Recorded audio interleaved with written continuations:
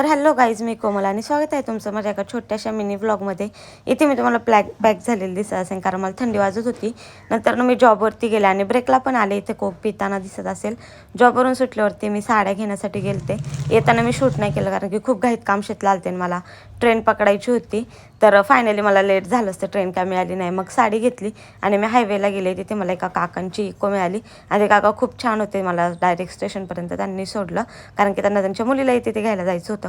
नंतर मी घरी आले, फ्रेश वगैरे झाले आणि जिथे मला जायचं होतं आज पूजेला तिथं जाण्यासाठी निघाले. तर इथं बघा चपला बघा तुम्ही, कारण की घराची वास्तुशांती होती माझ्या मामांच्या. तिथे गेले, माझी नानी भेटली, नानीला भेटले.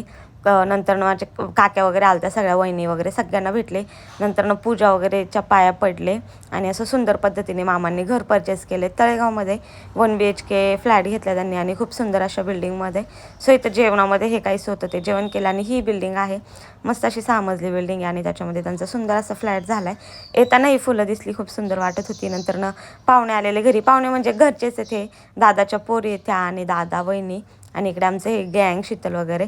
सो आम्ही मस्त गप्पा वगैरे मारल्या. बरेच पाहुणे आले आज घरी कारण की आता पूजा तळेगावमध्येच होती म्हणून. सो या स्वीट नोटवरती ब्लॉग संपवते. थँक्यू.